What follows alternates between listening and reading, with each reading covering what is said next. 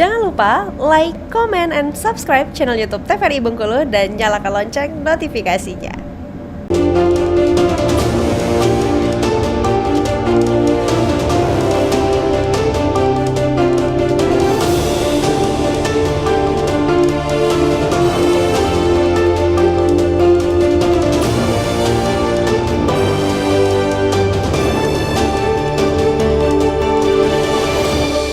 Assalamualaikum warahmatullahi wabarakatuh. Selamat sore pemirsa TVRI Bengkulu dimanapun Anda berada. Senang sekali di sini berjumpa kembali bersama saya Aldila Vidya dalam Brendo edisi 17 Desember 2024. Pemirsa, hari ini kita mempunyai tema yang sangat menarik dan juga relevan, yaitu berkaitan dengan litigasi hukum dalam konteks birokrasi.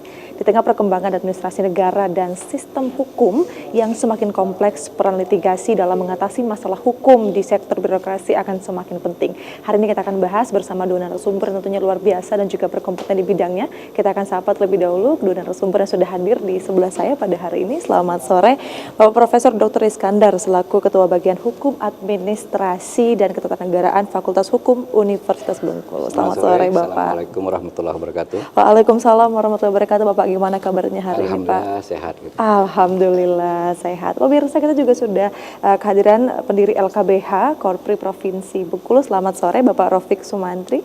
Selamat sore, Assalamualaikum warahmatullahi wabarakatuh. Waalaikumsalam warahmatullahi wabarakatuh. Pak Rofik, gimana kabarnya Pak hari ini, Pak? Alhamdulillah baik-baik, sehat. Alhamdulillah, ini muka-mukanya ini muka penuh semangat semua ini Pak ya. Di penghujung tahun tetap harus semangat ya Bapak ya. Karena menjelang mau libur.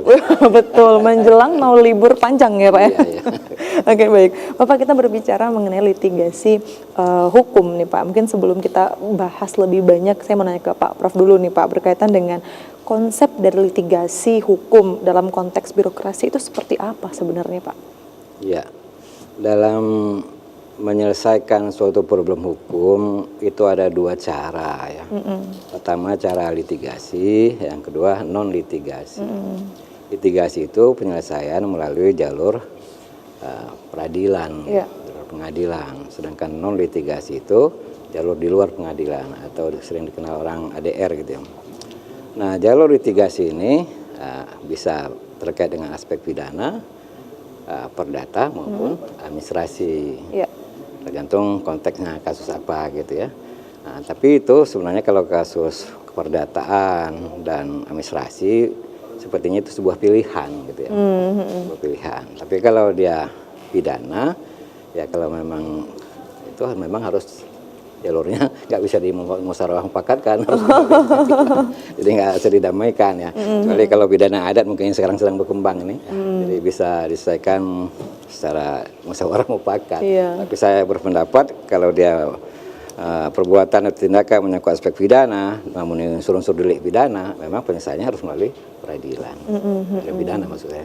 Iya, mungkin kalau dari sisi korprinya seperti apa Pak untuk litigasi? Kan belum sampai di birokrasinya.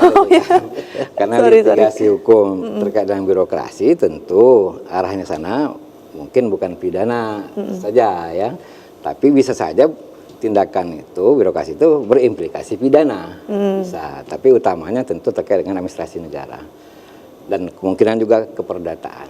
Oke. Iya. Birokrasi kan erat kaitan dengan pelaksanaan fungsi-fungsi pemerintahan, gitu ya. Tapi bisa berimplikasi pidana. Itu kalau perbuatan misalnya penyalahgunaan wewenang misalnya kan, yang menimbulkan kerugian bagi keuangan dan perekonomian negara.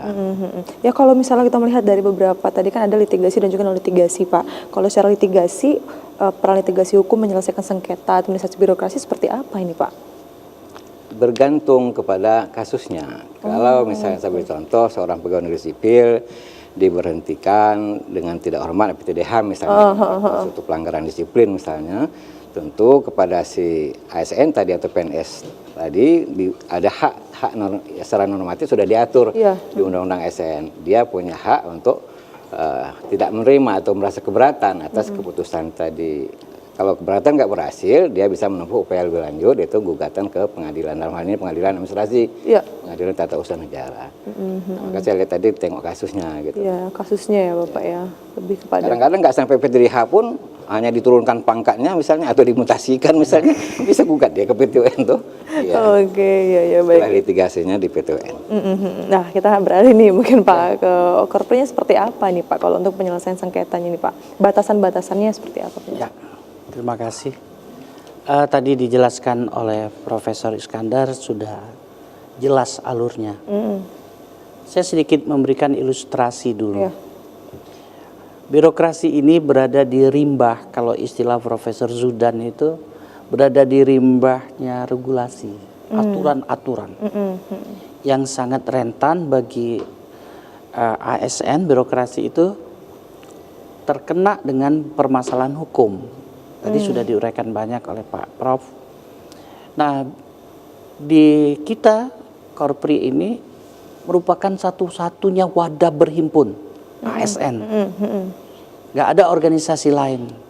Kita Korpri sebagaimana diatur dengan Undang-Undang 5 2014 tentang ASN itu jelas dalam 162, pasal 162 itu wadah berhimpunnya itu adalah di Korpri. Nah, Korpri ini mendapat amanat lagi dari undang-undang itu bahwa pemerintah berkewajiban dalam memberikan hak kepada birokrasi atau ASN, saya lebih cenderung mengatakan ASN, itu dalam 4 hal: kesejahteraan, kesehatan, pensiun, dan bantuan hukum. Nah, ketika terkait dengan bantuan hukum yang dimaksudkan, ini yang utama dan pertama itu kalau dalam rangka melaksanakan tugas kedinasan, seperti kalau tadi terkait dengan pelaksanaan tugas yang disangkakan menyalahgunakan kewenangan atau melakukan kelalaian yang berakibat menimbulkan kerugian perekonomian negara atau keuangan negara. Nah, di sini peran kita sebagai lembaga bantuan hukum Korpri, kita akan menginisiasi, memediasi, memfasilitasi mereka. Terutama benar kata Prof. Iskandar, kalau ancaman pidana itu jelas-jelas di atas 5 tahun, wajib dilakukan pendampingan. Nah, Korpri membuat nota kesepahaman atau MOU dengan Ikatan Advokat Indonesia atau Pradi, KAI. Nah, nanti kalau sudah tiba di proses litigasi, penuntutan dan seterusnya, pembacaan dakwaan dan seterusnya, itu sudah advokat yang menangani. Namun karena kita ini kerjasama dengan Prof. Iskandar dan teman-teman, kita juga ada MOU dengan FK, Lembaga Bantuan Hukum Universitas Bengkulu.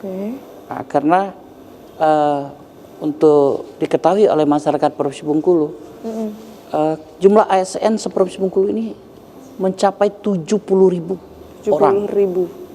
Baik otonom, vertikal, termasuk yang ada di satuan TNI Polri itu ada ASN-nya, Korprinya. Jadi begitu besar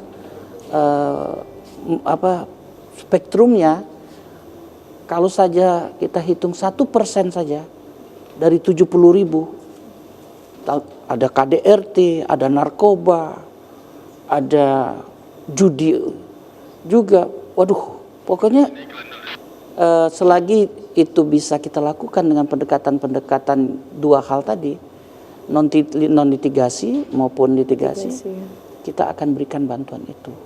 Nah, keniscayaan sekarang kita ada perubahan. Kalau dulu itu Korpri itu di bawah naungan Sekretariat Korpri Provinsi. Nah, sekarang hanya menjadi bagian seksi di Badan Kepegawaian. Nah, hari ini mungkin masyarakat luas tahu Bengkulu lagi dalam posisi yang tidak baik saja. Kita jadi arena konflik hukum dan sosial, dan tidak menutup mata di antara itu. Mulai dari Kades pun sekarang ini sudah banyak yang tersandung dengan masalah-masalah. Jadi sorotan ya Bapak ya. Sangat-sangat.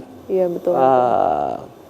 Menjadi fenomenal, kota kecil, provinsi yang tidak sebegitu maju ya Pak Prof.